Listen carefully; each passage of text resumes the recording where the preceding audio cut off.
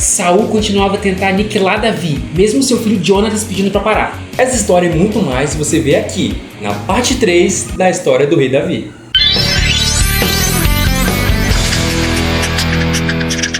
Fala pessoal, eu sou o Pedro. E eu sou o Davi, não o da história de hoje, tá? O Davi que a gente vai falar é outro Davi. E já se inscreve no canal, curte, comenta, compartilha. E por favor, compartilha com seu amigo desviado.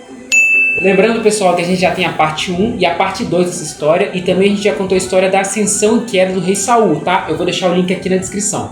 O rei Saul continuava não gostando nada de Davi. Ele sentia muito ódio. Então ele fala pro seu filho Jonatas pra ir lá e com Davi. Só que tem um porém. Jonatas e Davi eram muito amigos. E Jonatas não concordava nada com essa ideia. Então Jonatas foi lá e avisou assim pro Davi: meu pai está procurando uma oportunidade para matá-lo. Tenha cuidado amanhã cedo. Vá para um esconderijo e fique por lá. Sairei e ficarei com meu pai no campo onde você estiver. Falarei a ele sobre você e depois contarei a você o que eu descobri. Jonatas então falou pro seu pai Saul: Saul, poxa, não faz isso com Davi, o que ele te fez de mal? Ele não fez nada contra você. Lembra do que Davi fez com os filisteus? Não faz isso com Davi. E Saul deu ouvidos a Jonatas e fez um juramento: juro pelo nome do Senhor que Davi não será morto. Então Davi voltou para a casa de Saul e ficou em paz por ali. Em paz por algum tempo, sabe? Mas aí então, de novo, voltou a ter guerra naquela região. Ou seja, voltou a ter guerra ali. E de novo, guerra contra os filisteus. E também, de novo, Davi feriu eles grandemente. Ou seja, o nome do Senhor foi glorificado mais uma vez. Porém, o espírito mau da parte do Senhor, a gente já falou sobre esse espírito nos outros vídeos, se apoderou de Saul. E numa hora onde Davi estava tocando ali sua harpa, Saul pegou uma lança e tentou encravar em Davi. Que Davi, desviou. Tipo Matrix. Davi fugiu para sua casa, mas Saul mandou alguns homens para vigiarem Davi, para de manhã matarem ele. Então Mical, esposa de Davi e também filha de Saul, disse assim para seu marido: Saul enviou alguns homens à casa de Davi para vigiá-lo e matá-lo de manhã. Mas Mical, a mulher de Davi, o alertou: se você não fugir essa noite para salvar sua vida, amanhã estará morto. E sim, Davi ouviu o conselho da sua esposa e fugiu por uma janela. Maridos, ouçam o conselho da sua esposa, tá? Mical então teve uma ideia para confundir aqueles homens de Saul que estavam na porta da casa deles. Colocou uma estátua sobre sua cama, cama dela de Davi, e cobriu com uma pele de cabra. E contou aos homens de Saul que Davi estava doente. Mas Saul também, não quis nem saber se ele estava doente, se ele estava gripado, ou se até estava com dor de coluna. Ele só queria trazer Davi e aniquilar ele. Porém, chegando lá, viu na cama, não tinha nada. Imagina a cara de besta de Saul. Não fui tapeado! Saul não gostou nada que sua filha Mical fez com a cara dele. Até porque ela enganou. Até porque ela enganou seu próprio pai. Porém, Mical se esquivou e disse: Saul disse a Mical: por que você me enganou desse modo e deixou que meu inimigo escapasse? Ela lhe respondeu: ele me disse que o deixasse, senão me mataria? Mentiu! Davi então foi para a cidade de Ramá e se encontrou com o profeta Samuel. E Davi contou tudo para Samuel o que Saul estava fazendo com ele. Saul então logo ficou sabendo onde Davi estava e já mandou homens em busca do seu genro. Sabe o que é a hora agora, Pedro? Você já parou para perguntar: quem criou Deus? Como que o ser magnífico, eterno, criador dos céus e da terra simplesmente existiu? Mas a Bíblia tem sim essa resposta. Em João capítulo 1 diz assim: no princípio era aquele que é a palavra. Ele estava com Deus e era Deus. Ela estava com Deus no princípio. Todas as coisas foram feitas por intermédio dele. Sem ele, nada do que existe teria sido feito. Ou seja, Deus nunca foi criado. Ele sempre existiu. Eu sei que a nossa mente, ela é incapaz de pensar algo que sempre existiu, que nunca foi criado. Mas Deus é assim. Ele sempre esteve por aí. Antes mesmo de você sonhar e nascer, antes da terra sonhar e nascer, Deus já era Deus. E é muito interessante e muito bom saber que esse Deus grande e eterno que sempre existiu, ainda assim nos ama, mesmo sendo pecadores. Mas lembrando, Deus ama o pecador, não ama o pecado. E Ele nos amou tanto que entregou o seu próprio Filho para nos salvar. E então, quando você pensar que esse Deus grandioso não está escutando suas orações, lembre-se desses dois versículos: até os cabelos da cabeça de vocês estão todos contados. Portanto, não tenham medo, vocês valem mais do que muitos pardais. Mas voltando à história, Os homens de Saul viram um grupo de profetas, onde Samuel estava presente. Então o Espírito do Senhor se apoderou dos homens de Saul, e os homens de Saul começaram a profetizar. Saul, não tendo outra escolha, mandou outro grupo para procurar Davi. E adivinha, esse outro grupo também começou a profetizar. Saul ainda mandou um terceiro grupo de homens, e adivinha, eles também profetizaram. Por fim, o próprio Saul foi em busca de Davi. Certo. Eu mesmo faço isso. E quando ele chegou em Ramá, que era onde Samuel estava, adivinha o que aconteceu? Entretanto, o Espírito de Deus apoderou-se dele, e ele foi pelo caminho em transe profético até chegar a Naiote. E despindo-se de suas roupas, também profetizou em transe na presença de Samuel. Ele ficou deitado nu todo aquele dia e toda aquela noite. Por isso o povo diz: está Saul também entre os profetas?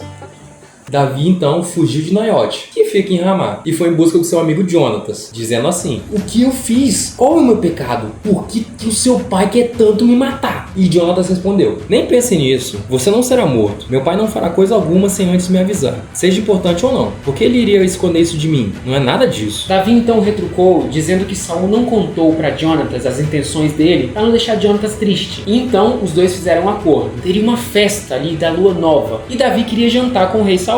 Porém, ele iria se esconder no campo. Caso o rei Saul sentisse falta de Davi, era para Jonatas falar assim: se seu pai sentir minha falta, diga-lhe: Davi insistiu comigo para que lhe permitisse ir a Belém, sua cidade natal, por causa do sacrifício anual que está sendo feito por lá por todo o seu clã. Ouvindo isso, se Saul ficasse de boa, então não teria problema nenhum. Ou seja, Saul não estaria procurando matar Davi realmente. Mas se Saul ficasse irado com essa notícia, então realmente Davi ficaria em perigo. Davi ainda conversou com seu amigo dizendo que se ele tivesse feito alguma coisa errada, o próprio Jonatas podia matar ele, sabe? Tipo assim, poxa, eu fiz alguma coisa de errado mesmo, então você mesmo faz isso comigo. Porém, Jonatas reafirmou: não, você não fez nada, fica tranquilo. E os dois fizeram um pacto entre eles. Pelo Senhor, Deus de Israel, prometo que sondarei meu pai a esta hora depois de amanhã. Saberei se as suas intenções são boas ou não para com você. Ele mandaria avisar. E se meu pai quiser fazer-lhe mal, que o Senhor me castigue com todo rigor, se eu não lhe informar e não deixá-lo ir em segurança. O Senhor esteja com você assim como esteve com meu pai. Se eu continuar vivo, mostre a lealdade do Senhor a mim. Mas se eu morrer, jamais deixe de mostrar sua lealdade para com a minha família. Inclusive quando o Senhor eliminar da face da terra todos os inimigos de Davi. Assim Jonatas fez uma aliança com a família de Davi, dizendo que o Senhor chama os inimigos de Davi para prestarem contas. Tá, beleza. Pensa comigo. Davi fez um contrato com Jonatas sobre a pergunta, sobre se ele ficaria de boa ou não. Beleza. Saul e Jonatas estavam numa festa. Davi tinha avisado que ia pra festa da família dele, mas ele estava escondido no campo. Como que ele iria saber na hora que Saul estava com raiva dele, por causa do contrato? Seguinte, Jonatas então fez outro pacto com Davi. Ele falou o seguinte: olha, depois que eu fizer a pergunta, dependendo da resposta, eu vou avisar para um garoto atirar 3 flechas para cima. Se eu avisar pro garoto que as flechas cairiam mais pra cá, então você pode ficar de boa. Aí você pode participar da festa, porque Saul não vai querer nada com você. Agora, se eu falar pro garoto, as flechas caíram pra lá,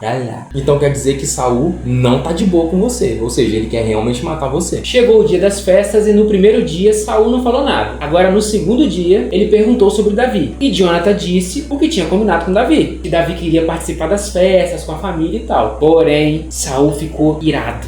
Eu tô passada, chocada.